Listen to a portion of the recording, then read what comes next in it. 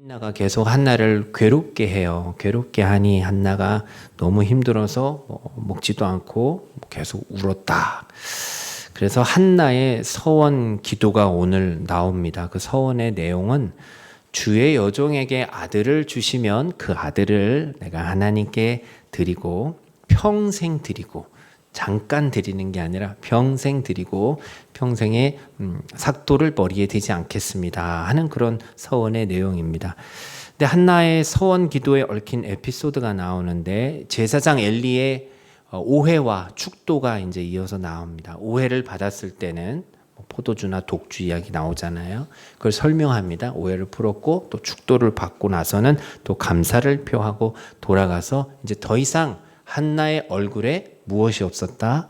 근심이 없었다. 그래서 하나님께서 내 기도에 응답해 주실 것이다 라는 그런 믿음을 나타내는 것을 보게 됩니다. 여러분, 사무엘이라는 한 사람이 태어나는데 그냥 엘가나와 한나 사이에 아들이 태어났다 이렇게 설명을 해도 되는데 왜 이런 여러 가지 사건들을 유독 사무엘 태어나는 데는 이렇게 보여주고 있을까요? 사무엘의 출생이 단순히 그냥 인간적인 사건이 아니라 신앙적인 사건이기 때문에 그렇습니다. 사무엘의 태어남은 어머니 한나의 기도가 있었고 하나님에 대한 신앙이 있었고 그리고 그 응답을 통해서 하나님의 종으로 사역할 하나님의 사람을 미리 예비하신 구속사적인 그런 사건이에요. 그래서 좀 디테일하게 설명을 하고 있습니다. 본문의 내용을 그럼 보겠습니다. 9절 말씀입니다. 그들이 실로에서 먹고 마신 후에 한나가 일어나니 그때의 제사장 엘리는 여호와의 전 문설주 곁 의자에 앉아 있었더라. 자, 한나가 울고 먹지 않았다고 하였기 때문에 여기서 그들은 엘가나와 분인나 그리고 그의 자녀들 다 있다고 볼 수 있죠. 화목 제사를 드렸기 때문에 드리고 난 다음에 그 남는 것은 제사자들끼리 나누어 먹었습니다. 그때 한나가 일어나서 기도하러 갑니다. 하나님의 전으로 가요. 전으로 가는데 당시 제사장 엘리는 어떻게 하고 있습니까? 앉아 있습니다. 엘리가 앉은 의자는 지금 여러분들이 앉은 그런 의자가 아니라 제사장 또 왕이 앉는 그런 의자예요. 그래서 엘리가 여호와의 문설주 곁 의자에 앉았다는 것은 제사장으로서 일을 하고 있었다. 이렇게 보셔도 됩니다. 그럼에도 불구하고 한나는 일어나는 것으로 묘사하고 엘리 제사장은 앉아 있는 것으로 묘사하고 있어요. 저자의 의도가 있다고 생각합니다.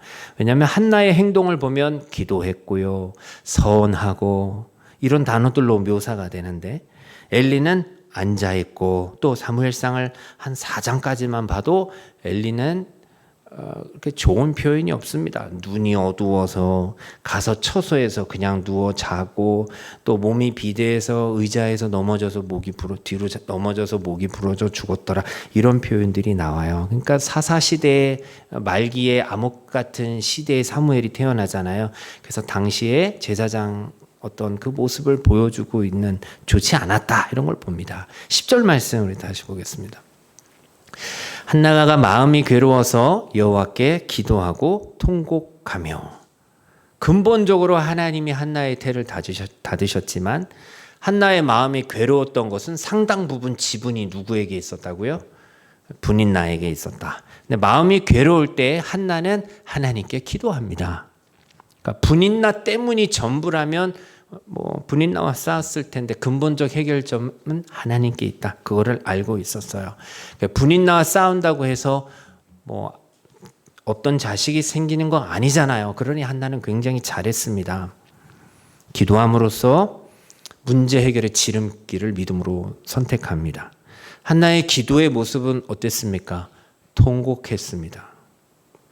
기도 중에 한없이 눈물 흘리며 애통했습니다. 그래서 이런 말씀을 볼 때 너무 우리가 기도할 때 막 거룩하게 바른 자세로 조금도 흔들림 없이 정자세로 그렇게 기도할 필요는 없다라는 생각을 또 하게 됩니다.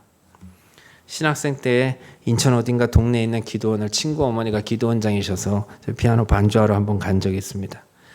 약간 집회하는 기도원이었는데 다들 불바다를 하면서 누워서 막 떨면서 기도하더라고요.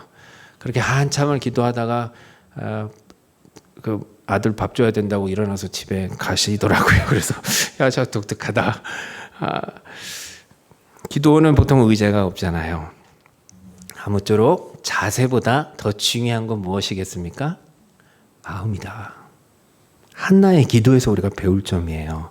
내면을 하나님께 다 드러내는 거예요. 뭐 누워있든 서있든 앉아있든 손을 든든 소리를 지르든 묵상 기도를 하든 하나님은 우리의 무엇을 보신다? 마음을 보신다. 예수님도 십자가 지시기 전에 하나님께 눈물로 기도하셨어요. 그래서 기도할 때는 오직 우리 하나님을 향하여 하나님께 우리의 마음을 내어드릴 수 있는 기도할 수 있는 여러분들 되시기를 축복합니다. 11절 말씀 우리 함께 읽겠습니다. 시작. 서원하여 이르되 만군의 여호와여 만일 주의 여종의 고통을 돌보시고 나를 기록하사 주의 여종을 잊지 아니하시고 주의 여종에게 아들을 주시면 내가 그의 평생에 그를 여호와께 드리고 삭도를 그의 머리에 대지 아니하겠나이다. 한나가 되게 성숙한 신앙을 갖고 있었어요. 우리 같으면 나 괴롭습니다. 아이 하나만 주십시오. 분린나 없애주십시오. 우리는 그렇게 원함을 얘기하는데 달라는 기도를 한나가 하지 않습니다. 없는데 달라는 기도라기보다는 하나님께 오히려 서원해요. 오히려 드리겠다 라고 서원을 합니다. 그래서 믿음이 좋은 사람은 고통이 올 때 더 하나님 앞에 성숙한 신앙의 모습으로 나타납니다. 또 겸손합니다.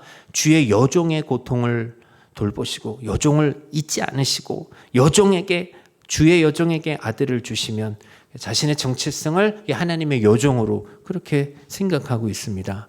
종이라는 거죠. 종은 주인의 뜻에 사니 자기 게 없죠. 오직 주인 대신 하나님께 모든 것이 다 달려있음을 믿는 거예요. 서원을 함으로 막연한 그런 어떤 기도가 아니라 반드시 하나님 응답해 주실 것을 믿는 확신의 기도를 한나가 드리고 있습니다. 또 삭도를 머리에 대지 않겠다는 것은 사실 이거는 민수기 6장에 나오는 나실인의 법입니다.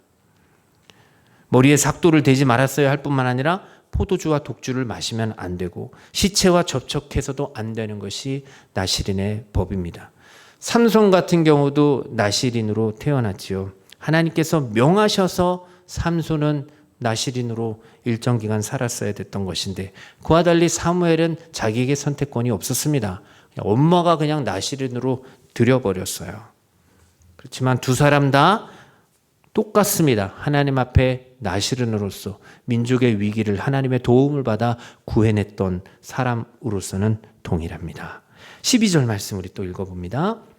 그가 여호와 앞에 오래 기도하는 동안에 엘리가 그의 입을 주목한즉. 자, 의자에 앉아 있었던 사람은 엘리, 제사장은 의자에 앉아 있었고 한나는 뭐 하고 있었다? 기도하고 있었다. 마음을 다한 기도를 하고 있었다. 통곡하며 기도하고 있었다. 엘리는 앉아서 겉으로 보여지는 한나의 모습에 집중하고 있지만 그 안에 감추어지는 왜 저렇게 통곡하고 무슨 문제가 있는지는 엘리가 알지 못했습니다. 13절 말씀. 한나가 속으로 말하며 입술만 움직이고 음성은 들리지 아니하므로 엘리는 그가 취한 줄로 생각한지라. 한나가 울고 통곡하고 소원도 하고 근데 기도는 어떻게 해요? 속으로 하고 있대요. 한나의 기도의 모습을 보여주지만 앉아있던 엘리는 그가 취한 줄로 생각합니다. 그래서 한나의 아픔을 엘리는 알고 있었다, 몰랐다? 모르고 있었다. 그냥 앉아만 있는 거예요. 자리만 지키고 있는 거예요. 술 취한 여자로 오해하고 있어요. 엘리가 자기 자식들 관리를 잘 못했습니다. 돌보지 못했던 그 엘리 제사장이 하나님의 전에서 마음을 다하여 기도하는 이 한나라는 사람조차 그냥 엉터리로 쉽게 판단하고 있는 그런 모습을 봅니다. 14절 엘리가 그에게 이르되 네가 언제까지 취하여 있겠느냐 포도주를 끊으라 하니. 물론 당시에 화목제사를 드리고 공동으로 식사를 할 때 먹고 마셨다 이렇게 표현하기 때문에 많이 마셔서 취하는 일이 당시에 있기는 있었습니다. 그런데 소리 없이 입만 움직이니까 엘리 제사장이 그렇게 오해할 수 있었던 것이죠. 15절 말씀. 한나가 대답하여 이르되 내 주여 그렇지 아니하니이다. 나는 마음이 슬픈 여자라. 포도주나 독주를 마신 것이 아니요 여호와 앞에 내 심정을 통한 것뿐이오니. 내 주여라고 하면서 엘리가 엉뚱한 소리 하고 있음에도 불구하고 겸손하게 대제사장에 대한 예의를 갖춥니다. 한나는 그 어떤 술도 마신 것이 아닙니다. 그냥 하나님께 그 괴로운 마음을 토해낸 것뿐이지요. 그러나 소리를 내지 않는 묵상기도였지만 온 마음을 다해서 하나님께 기도하고 있었어요. 시편 62편 8편 말씀에 보면 백성들아 시시로 그를 의지하고 그의 앞에 마음을 통하라 이렇게 말씀합니다. 그래서 이런 말씀을 볼 때 기도는 우리 마음을 쏟아놓는 거구나 하는 것을 배웁니다. 17절 말씀 봅니다. 엘리가 대답하여 이르되 평안히 가라. 이스라엘의 하나님이 내가 기도하여 구한 것을 허락하시기를 원하노라 하니. 그 제사장다운 말을 합니다. 평안히 가라. 레키레 샬롬. 우리 샬롬 이스라엘 사람들이 평안을 빕니다 하고 샬롬 인사하잖아요. 하나님과의 사이를 가로막는 장애물이 없어짐으로 누리는 영적 평안의 상태가 샬롬입니다. 그래서 샬롬 할 때 우리가 하나님의 평안을 비는 것이죠. 함께 우리 수요 예배에 나오신 성도분들 인사해 볼까요? 최지사님 샬롬. 네, 샤님이 아니라 최지사님 샬롬, 권사님 샬롬, 장로님 샬롬, 집사님 샬롬. 예, 하나님 평강을 빕니다. 이 제사장이 그냥 앉아만 있다가 오해만 하다가 제사장다운 말을 그래도 잘 합니다. 평안히 가라. 한나의 답을 듣고 대제사장의 엘리의 오해가 풀립니다. 그리고 그 제사장의 권위로서 이 여인에게 그래도 축복의 말을 해주는 거예요. 근데 희한하게 이 엘리 제사장이 별로였다고 했잖아요. 그런데 이렇게 평안을 비고 이렇게 얘기를 하니까 분위기가 확 달라집니다. 불안정한 상태에 있던 한나의 마음이 이 엘리 제사장의 축도로 인해서 마음에 평안이 임하게 돼요. 내가 기도하여 구한 것을 허락하시기를 원한다. 아직 자녀가 있어요, 없어요? 자녀가 없어요. 기도 응답이 이루어지지 않았어요. 그러나 제사장의 권위로 하나님이 주시길 원한다. 주실 것이다. 이렇게 말하는 거죠. 유일하게 엘리의 제사장다운 면모를 17절이 보여줍니다.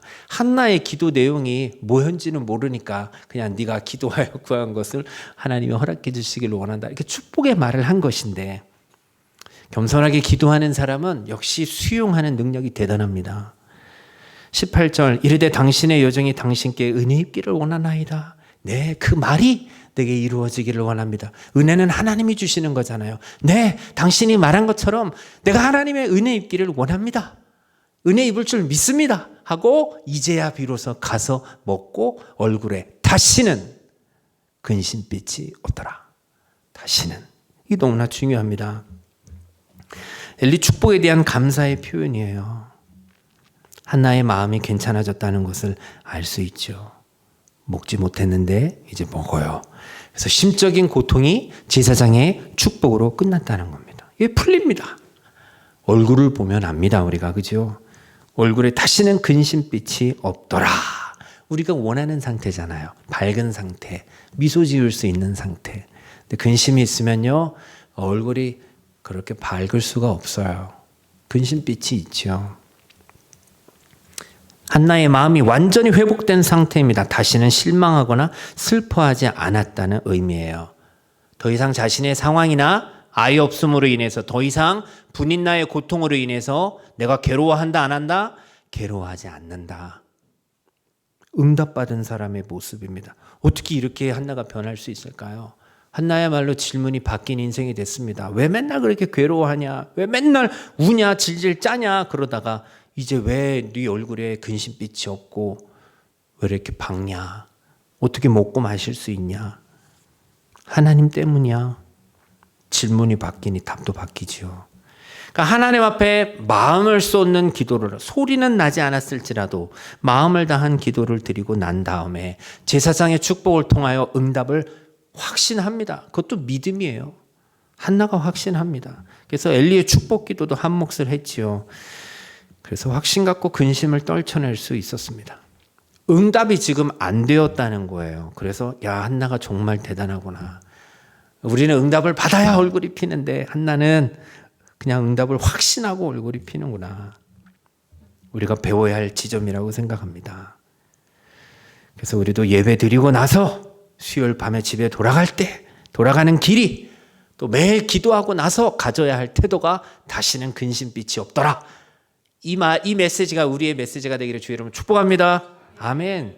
빌립보서 4장 6절 7절은 그래서 아무것도 염려하지 말고 오직 모든 일에 기도와 간구로 너희 구할 것을 감사함으로 하나님께 아뢰라. 그리하면 모든 지각에 뛰어난 하나님의 평강이 그리스도 예수 안에서 너희 마음과 생각을 지키시리라. 아뢰라. 지키시리라. 여기 응답이 없더라고요. 말씀을 보니. 아뢰기만 하면 하나님이 지켜주신다고 말씀을 하세요. 이 말씀 의지하여 우리의 기도가 한나의 기도가 되기를 축복합니다. 아멘. 그래서 오늘 이 한나의 기도를 통해서 조금은 더 몇 가지 배우기를 원합니다. 첫째는 감사합니다. 이렇게 조금 기억하시기 좋게 써봤어요. 순종하기 힘든 상황 속에서도 순종하는 거, 이게 한나의 모습이었어요. 9절 말씀을 보니까 그들이 실로에서 먹고 마신 후에 한나는 일어났다고 합니다. 한나도 역시 엘가나의 부인이잖아요. 그러니까 역시 율법 준수 정신이 뛰어난 사람이었어요. 화목제가 축제적인 분위기 속에서 제사 드리고 나서 다 같이 제사자들이 기쁘게 먹고 마시는 거예요. 그러나 한나는 처음에 먹고 싶지 않았어요. 끼고 싶지 않았어요. 마음이 너무 괴로우니까.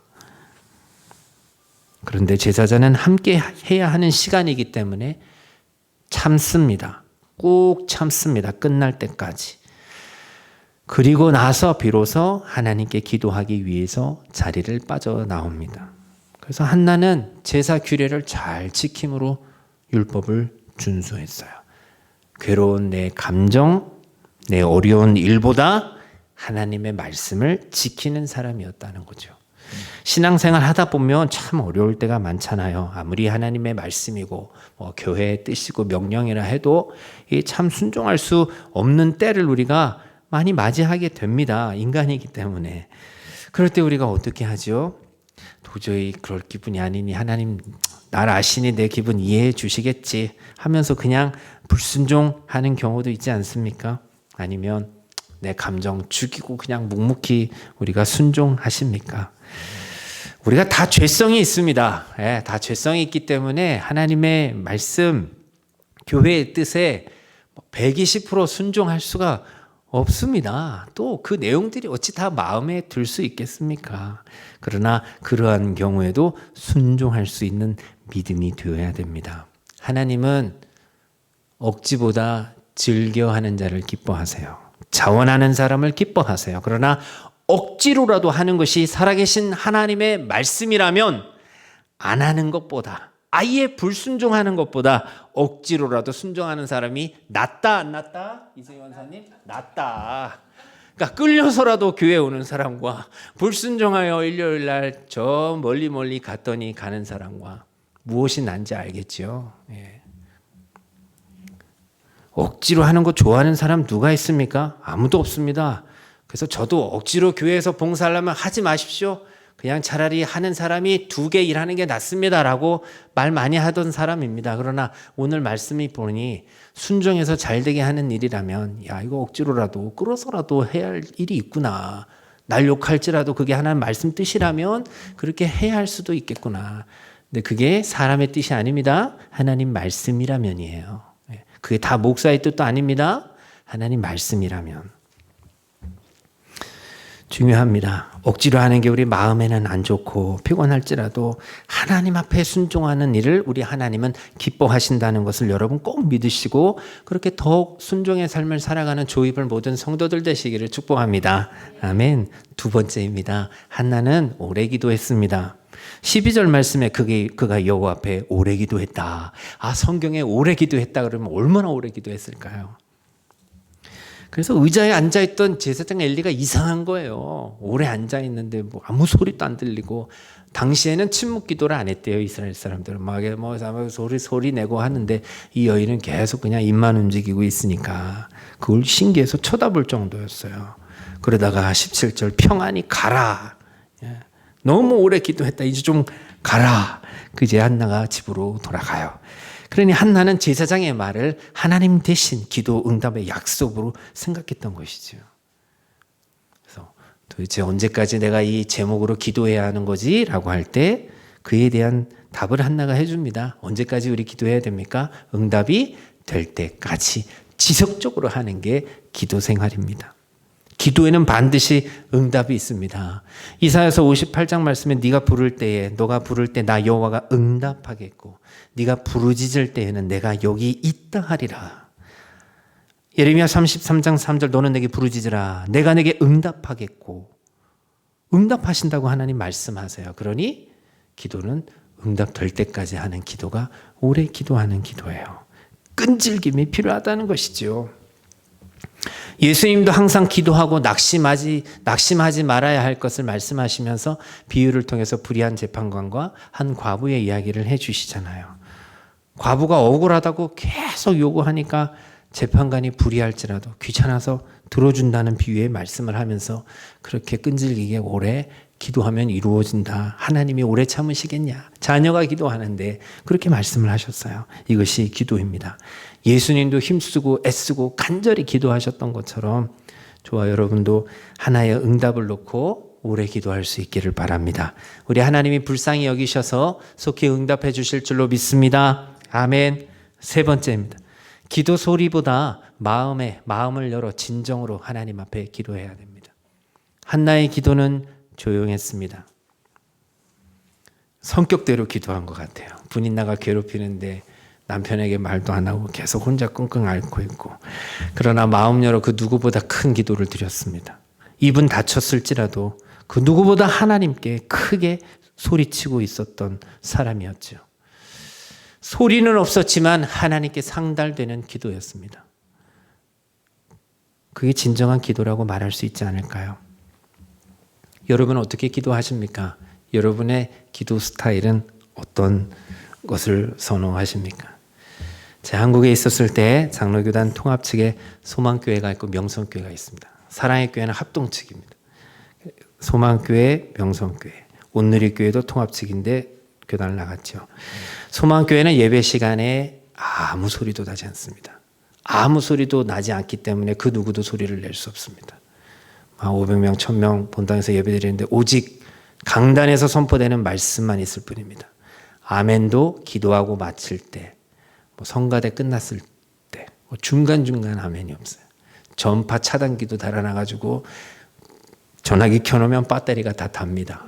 전화도 오지 않습니다. 하도 울려대니까 막 그래서 그렇게 돼 있어요. 소망교회. 근데 반면에 김상환 목사님 명성교회 목회하실 때는 뜨겁습니다. 그래서 중간중간에 아멘 하고 합니다. 똑같은 교단이어도 달라요. 목회자가 인도하는 대로 가르치는 대로 그렇게 가는 것이죠. 어떤 사람 정말 주일 조용하게 예배드리고 싶다 하는 사람은 그런 교회를 찾아갈 것입니다. 어떤 분은 너무 답답하다. 주일이라도 내가 좀 부르짖고 좀 소리 내고 싶다 하는 분들은 또 그런 순복음 계열의 교회를 찾아갈 수도 있겠죠. 그렇게 각자 해야 기도하는 것 같은 느낌을 받을 수 있다는 거예요.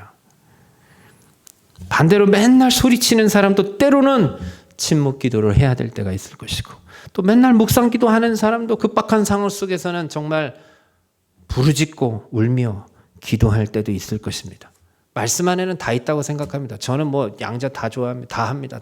다 그냥 열려 있어야 된다고 생각을 합니다. 중요한 것은 소리가 아니라 기도자의 마음이기 때문이지요. 한나처럼 깊은 마음으로 우러나오는 진실한 심정을 통하는 기도를 하나님께 드릴 때 하나님이 들으신다는 거예요. 하나님이 좋아하시는 기도는 우리의 마음이 담겨있는 기도입니다. 아무리 말을 잘하고 목소리를 제일 크게 낸다 해도 또 아무리 침묵할지라도 마음에서 우러나오지 않는다면 하나님께 결코 상달되지 않습니다. 마음이 하나님을 향해 열려 있어야 됩니다. 그래서 한나의 기도를 통해 배웁니다. 좀 더 마음을 다해 하나님 앞에 기도해야 되겠구나. 우리가 이런 기도를 드릴 수만 있다면 옆에서 누가 소리를 크게 내도 우리는 이해할 수 있을 것이고 누가 그냥 조용히 그냥 흐느끼며 기도해도 우리는 다 받아들일 수 있을 것입니다. 그렇게 서로 받아들이면서 우리가 함께 한마음 되어서 정말 하나님이 받으시는 그런 기도를 드리는 저와 여러분 되기를 주님의 이름으로 축복합니다. 아멘 합시다. 아멘. 개척교회는 좀 뜨겁게 해도 됩니다. 마지막으로 주의해야 될 것은 지나치게 드러나는 기도가 오히려 교회 공동체에 덕을 해칠 수가 있어요. 한나의 기도는 엘리조차도 그 음성을 듣지 못했어요. 그런데 여러분 생각해 보세요. 한나의 기도 제목이 뭐였습니까? 마리아 자매님. 한나의 기도 제목은 아들 주십시오, 아들 주십시오. 이거를 막 주여 삼차가면서 한다 그러면은 그 아들 없는 사람들은 딸만 있는 사람들이거나 그러면 얼마나 불편하겠어요. 그 한나가. 좀 조용히 해주세요라고 이렇게 그럴 땐 장로님이 가서 얘기하시는 거예요. 그럴 때는 자식 달라는 거였어요. 그래서 그 내용을 생각할 때는 침묵 기도가 적절한 태도였다라고 우리가 생각할 수 있습니다. 그렇게 마음으로 기도하는 게 좋았어요. 지극히 개인적인 기도 제목이기 때문에. 한나가 부르짖어 기도했다고 생각해 보세요. 어울리지 않잖아요. 또 뭐 자녀도 있지만 분인나라는 적도 있으니 적수라고 표현했지만 저 적을 물리쳐 주십시오. 뭐 그랬을 거 아니에요. 그걸 또 분인나의 자녀가 들으면 또 자녀들이 한나를 미워했을 것이고 아무쪼록 이런 한 가족의 사적인 내용들이 막 중구난방 나오게 된다면 결코 좋은 결과를 기대할 수 없을 것입니다. 이번 주 대표기도 한나 씨가 하겠습니다. 그럴 때 뭐 그 내용밖에 없으니까 대표기도 하면서 뭐 아들 주십시오 그러고 이상하잖아요. 예배 마치고 사람들은 수근수근 될 겁니다. 엘가나뿐만 아니라 분인나와 그 모든 자녀들까지 다 비난할 거예요. 그런 의미에서 한나의 속으로의 기도는 적절했다. 물론 답답하니 크게 외치는 것이 속은 더 후련했을지는 모르겠어요. 그러나 기도는 우리 마음 후련하자고 하는 게 아니잖아요. 하나님께 스트레스 푸는 것도 아닙니다. 그래서 드러내는 기도가 사실 더 많은 문제를 일으키기도 합니다. 그래서 예수님이 지적하셨죠. 바리새인들의 기도를. 뭐 이렇게 저런 기도를 드러내면서 자랑하면서 기도를 하냐. 그거 아니라는 거죠. 바리새인들은 기도할 때 대표기도만 했어요. 대표기도. 우리는 대표기도 좀 해주십시오. 대표기도 못합니다. 이게 보통 우리가 그러는데 바리새인들은 막 큰 거리에 나가서서 시장에 서가지고 다 들으라고 기도했잖아요. 근데 그 내용을 보면 또 다 자랑입니다. 비교하고 나는 저 세리와 같지 않습니다 하면서 토색하지 않고 불의하지 않고 간음하지 않고 그러면 그걸 듣는 사람들이 착한 세리도 있었을 텐데 세리는 저 세리는 간음했구나. 저 세리는 토색했구나. 아니죠. 그런 기도가 절대 옳은 기도일 수가 없어요.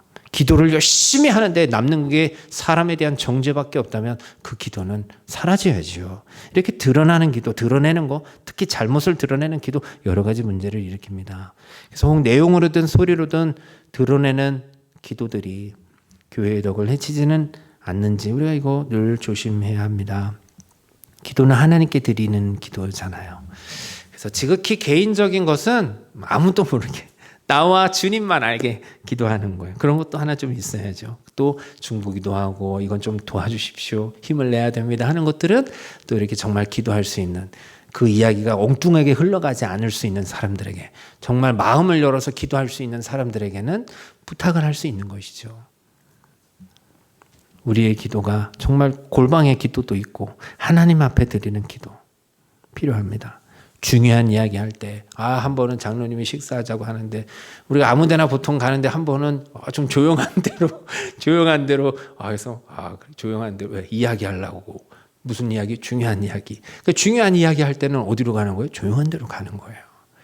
그런 것처럼 우리의 기도가 조용할 수도 있다. 또 때로는 부르짖을 수도 있다. 사람과 사람 만남도 우리가 장소를 생각하잖아요.